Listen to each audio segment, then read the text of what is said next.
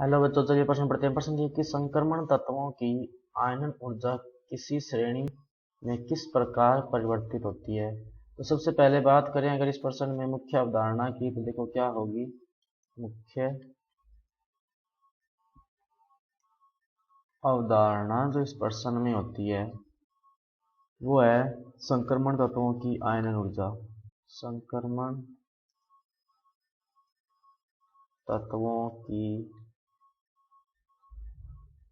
आयनन ऊर्जा। तो संक्रमण तत्वों की जो आयनन ऊर्जा है वो आवर्त में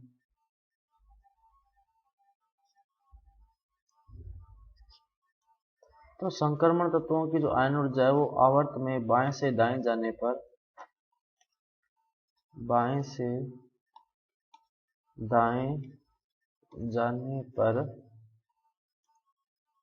बढ़ती है।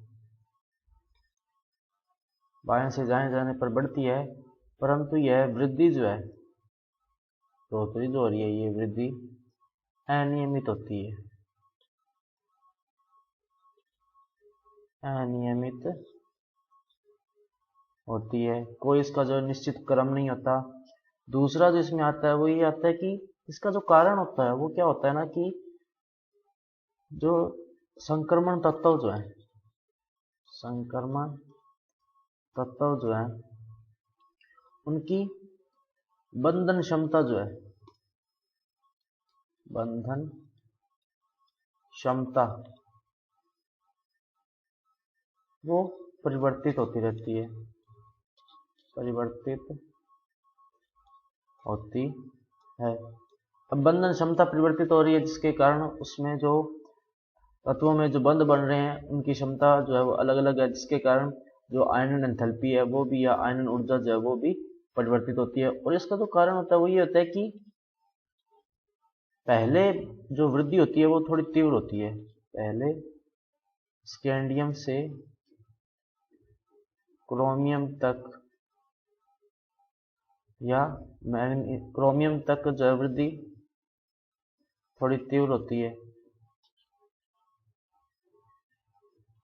है।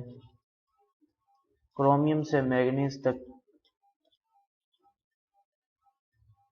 ये वृद्धि जारी रहती है। एक तरह से वृद्धि जो है जारी होती है। उसके बाद में वृद्धि जो थोड़ी कम होने लगती है। बढ़ोतरी तो होती है, लेकिन बढ़ोतरी होने का जो रेशियो है या जो उसका जो अनुपात में बढ़ रही थी वो वृद्धि जो है थोड़ी कम हो जाती है। वृद्धि कम हो जाती है, वृद्धि तो होती है लेकिन थोड़ी कम होती है। और इसका जो कारण होता है वो क्या होता है कि उनके पास जो इलेक्ट्रॉन्स होते हैं, क्रोमियम जो होता है, क्रोमियम के बाद में इलेक्ट्रॉन का युग्मन शुरू हो जाता है। युग्मन प्रारंभ हो जाता है।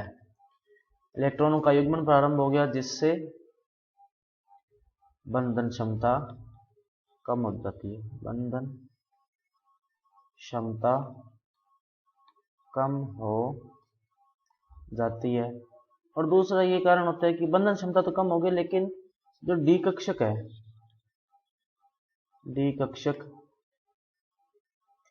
इनकी जो आयनन एंथैल्पी है वो एस कक्षक से तो ज्यादा होती है। एस कक्षक से ज्यादा व पी से कम, क्योंकि पी कक्षक का जो नाभिकीय आवेश होता है वो क्या होता है, ज्यादा होता है। और डी कक्षक जो है, डी कक्षक, इसका परिरक्षण प्रभाव दुर्बल होता है अपेक्षाकृत। परिरक्षण प्रभाव एस और पी से दुर्बल होता है। एस से